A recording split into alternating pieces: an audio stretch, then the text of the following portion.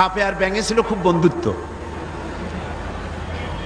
ব্যাঙ বলছে সাপ, তোমারে দেখতে খুব ভালো, তেল কুচকুচে, তারপরে তুমি যখন ফনা ধরো তাও দেখতে বেশ সুন্দর, কিন্তু তোমার একটা দোষ, এটা না বলে পারলাম না, নেভার মাইন্ড।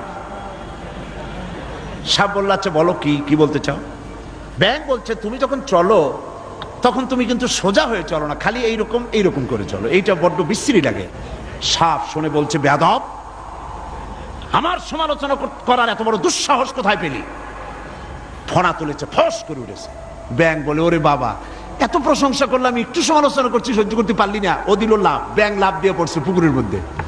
এখন ফস করে উঠছে, পাশে ছিল এক রাখাল, ফস করলো কি, আগায় দেখে যে সাপ, বাস বিসমিল্লাহ কই আরম্ভ করছে, জায়গায় শেষ, একদম সোজা।